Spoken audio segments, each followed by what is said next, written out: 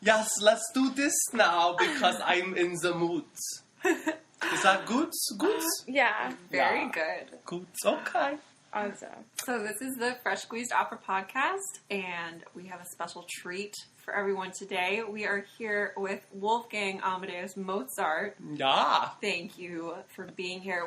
Wolfgang, can I call you Wolfie? Is that fine? Yeah, that is acceptable. Yes. Okay, wonderful. So we have a couple questions for you. All right, shoot. As they say in America. We were wondering what your favorite composition is to date. My favorite composition. Oh, can I pick myself? Because I have not met anybody else in my life who can write things like that I do. Have you heard the magic flute?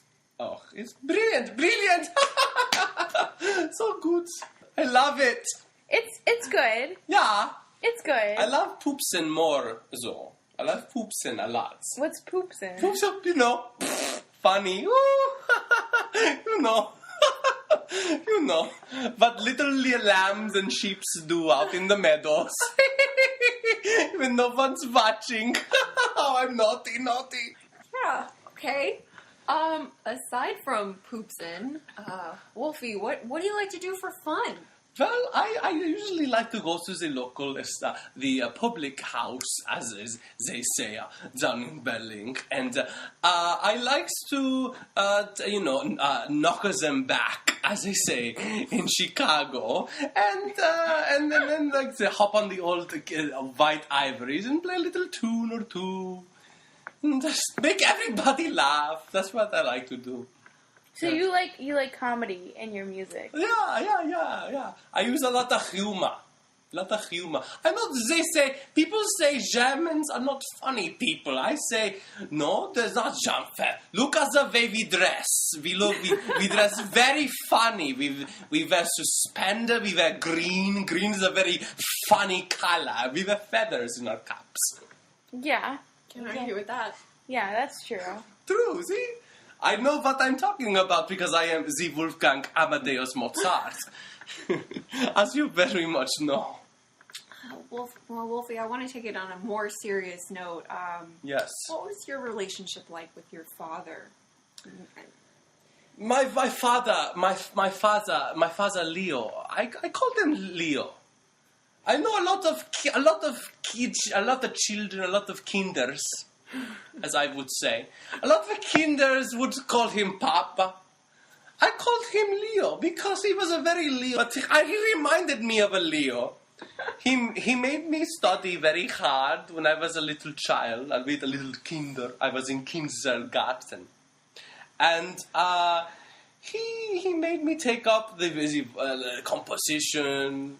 I was always playing in front of people, always trying to impress, He just always trying to make me come perform, clapping, do dance Mozart, dance Wolfie, like I was a fucking bitch. Wow, so that left some lasting impressions on you. I hate my father, okay?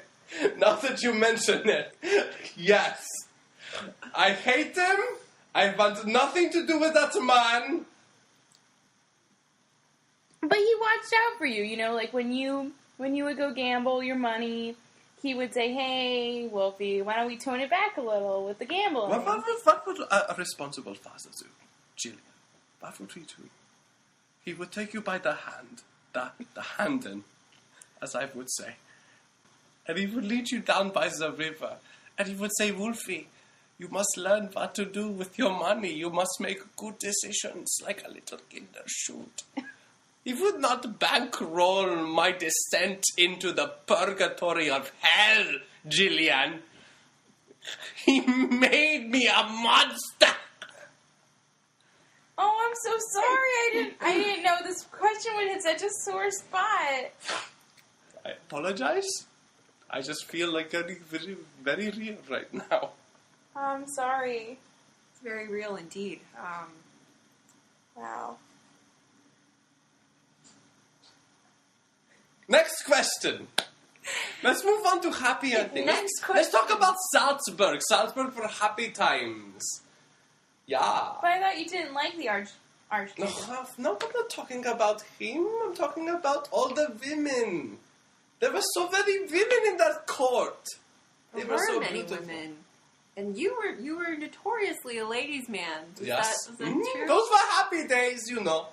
You know, when you talk about, like, when you were young, 3 days ago, before, you died, all of a sudden, and were buried anonymously in a field.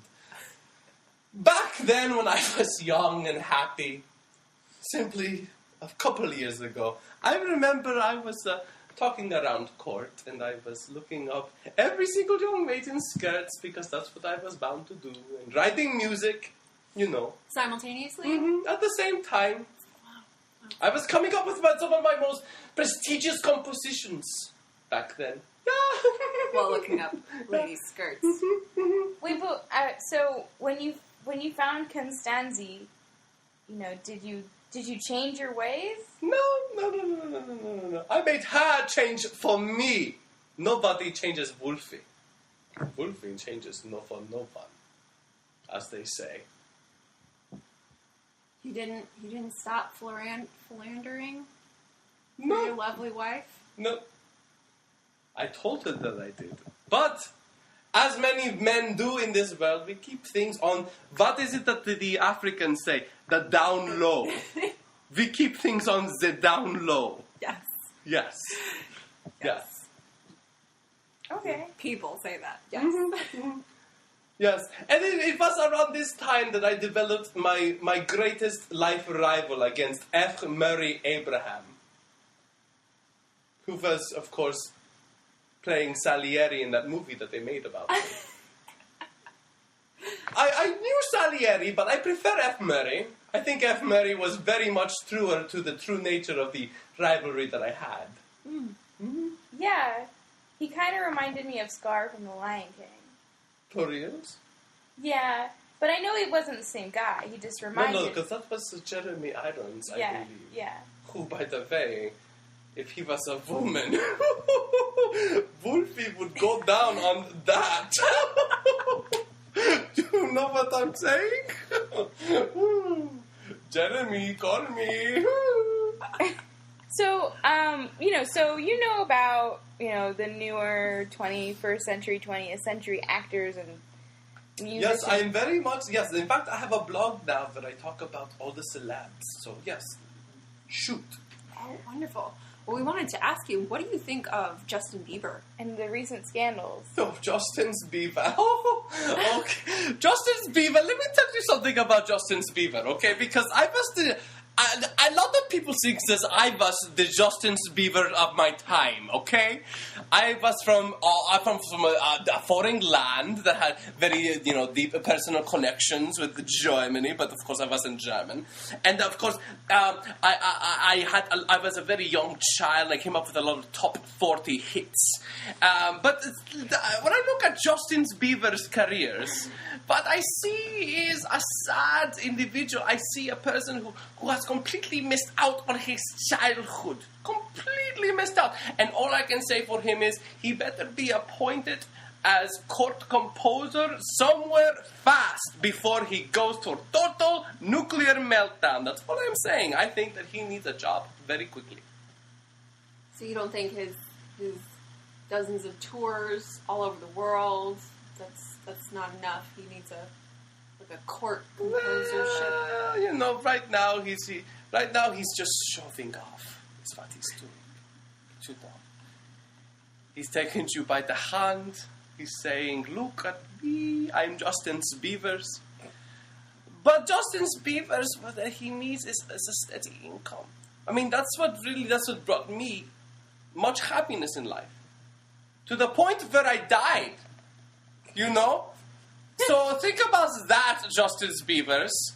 If you want fame and fortune, you'll get a normal job like I did and then rot away within 2 or 3 years and never amount to shit in your life.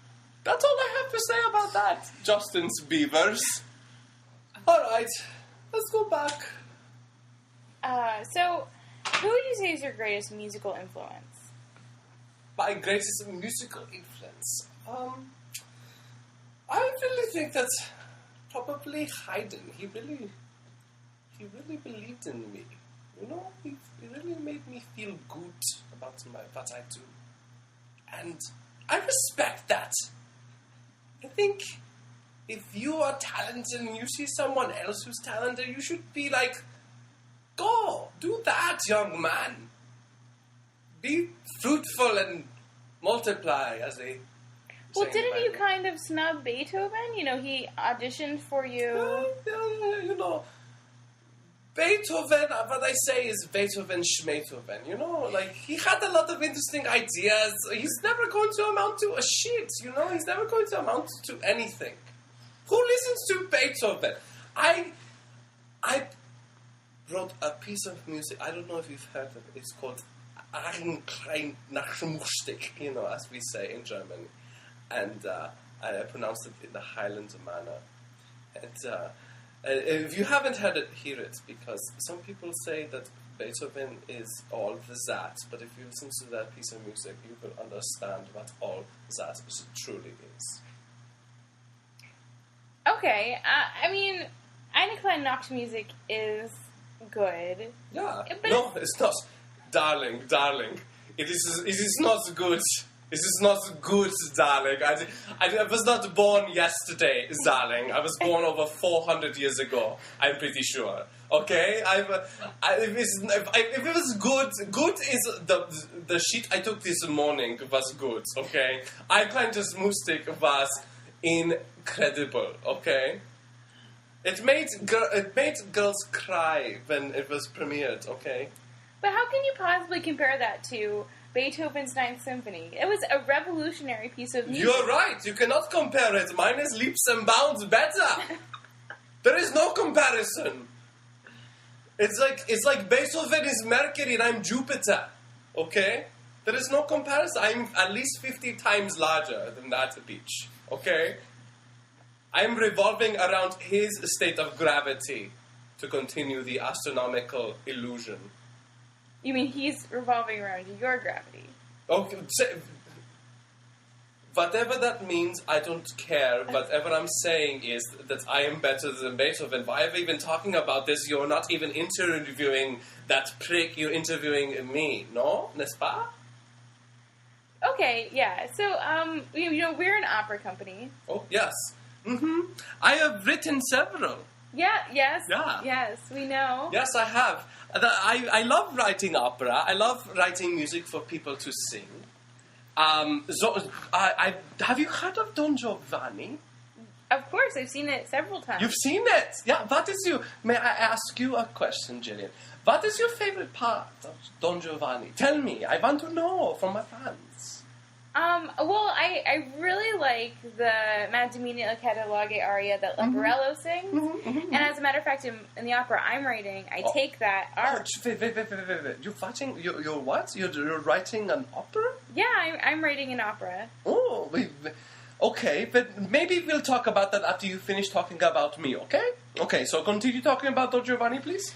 Okay. Well, I was saying that I actually took that aria and I changed the words and I am putting it in my opera. So let me get this straight. You took that aria and then you changed the words and then you put it in your opera? Yeah. And it's going to be funny. But it's isn't like a spoof. that stealing? Is that what is called? What is it? Plagiarism? Well, it's not because I'm changing the words, but Oh, yeah, I did not write any words. Okay? I am a musician, I'm a composer.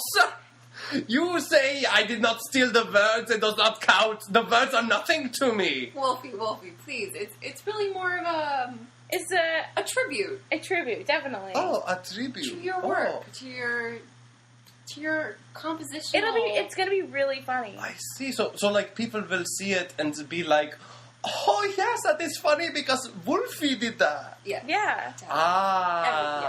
Yeah. Okay, Wolfie say yes. Wolfie approve. Thank you. We really, really appreciate that. Is there? Let me ask you. Is there at least like one fart noise in your opera? Well, there's a bassoon. No. Oh, I know what a bassoon is, darling. I mean, like a whoopee cushion. Or, no. You know, we haven't put one in yet. It's not finished. But it's still a work in progress. Okay. I'm just saying, if you want a laugh, why not go with what you know? Do you know? You just put in the laugh all the time.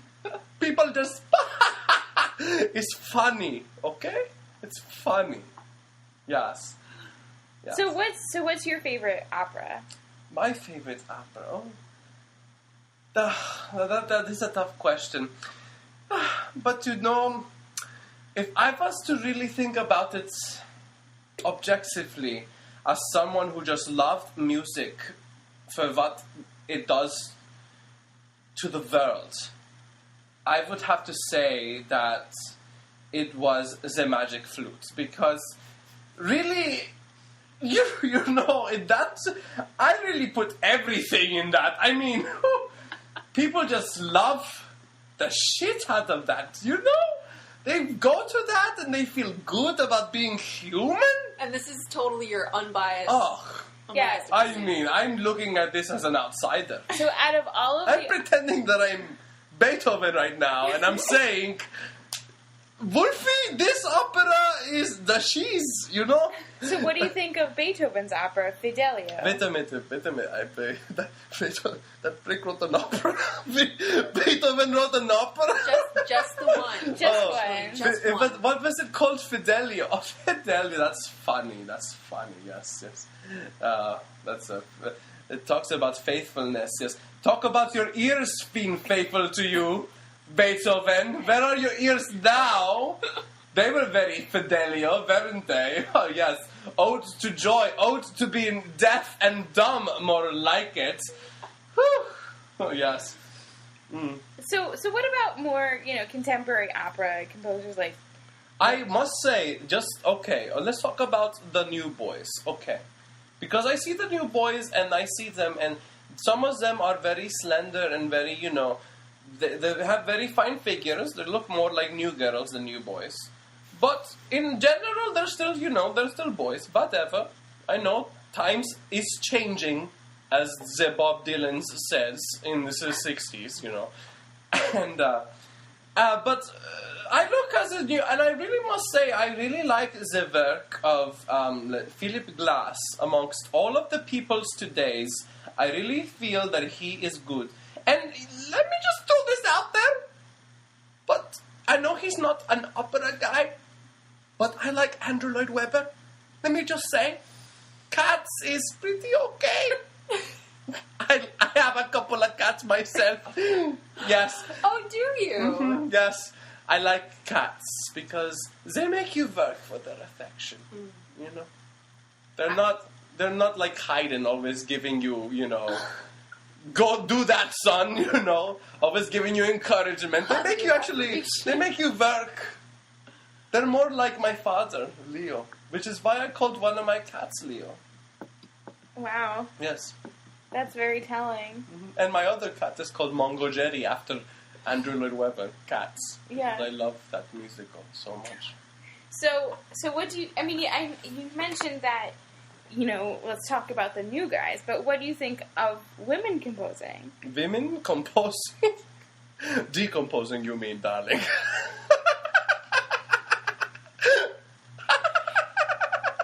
I'm sorry, that is just way too funny. You mean women write what? Music? Do women write... Do you write words, darling? You write words, yes, darling? We write words and music, yeah. Oh, that is very surprising to me. And music. Name me a female composer. I don't think I am familiar with the term. Well, Hildegard von Bingen was before you. Yes, Hildegard von Bingen was Hildegard van Not So Bingham. If I'm talking about, I completely surpassed that bitch in every department, including how I look in a dress, okay? Oh. Mm-hmm. So you've worn... Several dresses. I'm not ashamed of that. Okay? Oh, okay. Yes. Next question. Let's talk about the women composers. Yes, what's another women composer? Well, there's a couple now. I'm a composer. I have my teacher is a composer. Your teacher, yes, but who is your teacher? Whitney George. Whitney George, okay. Can you tell me someone that maybe the whole world knows about? Maybe someone that is famous, maybe? Clara Schumann. Oh, yes, okay. Clara Schumann. Clara Schumann, yes. She is very good, yes. Nadia agree, yes. Boulanger was actually the composer who other composers went to study with. Who which other composers, darling? Ravel, Debussy, Ravel, Debussy, Copland. George Gershwin actually went to France to study you say Debussy her. to me, you might as well say Coldplay to me, because Debussy and Coldplay to me are the same thing, you know? Are they? Yes. Really? Yes, there's just anthem music to me. Like, they're just singing it in a stadium for a bunch of drunken buffoons. Yeah, Debussy was kind of like that. Yes, exactly like that. So I think we're going to wind down, and we always like to end with our one specific question. One specific, yes. Yes. I'm ready for anything at this point. That specific question is what is on your iPod? What is on my iPod? Mozart, do you have an iPod? Do you listen to earbuds? Is that... I do have an iPod, but I do not listen to earbuds. I listen by Beats, Dr. Dre's Beats. Of course. Yes, Excellent product. I don't put anything in my ears because I don't like things penetrating my body, darling. Okay. But what is on my iPod right now? I have an extensive amount of music on my iPod right now, if I may be very serious with you. I'm listening exclusively right now to the Aphex Twins, which is very avant-garde electronica music. I don't know if you're familiar. Yes. Yes, the Aphex Twins. They are teaching me a lot about what it means to be computer in this day and age, you know?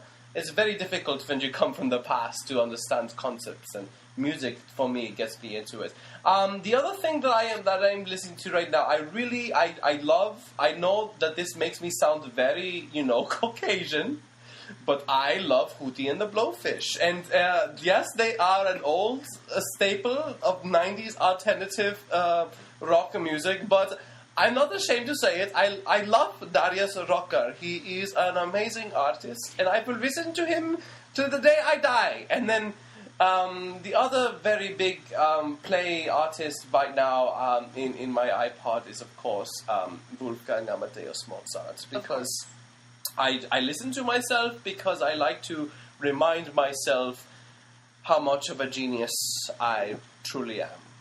So does that answer your question? Yes. Perfectly. Yes. That's perfect. Awesome. Thank you so much, Wolfie. You're welcome. Yes. You're welcome. It's been a pleasure speaking with you. It's been a wonderful, wonderful time spending here on the couch with you guys. When I go to my friend Sigmund Freud, I will tell him I do not need you anymore because I have found 2 bitches in New York that know everything about me now. So I will come back here many, many times, I am sure.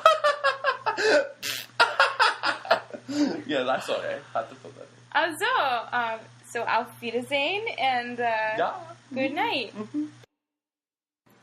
This podcast is being brought to you by the Astoria Zombie Party, which is going on May 16th, Friday, May 16th at 8 p.m. at the Single Cup Brewery. Enjoy some beer, brains, and brews at Single Cup Brewery in Astoria. Friday, May 16th, $10 entry fee, and all proceeds go to the production of La Zombiata we're putting on in July. So we hope to see you all there in your zombie likeness.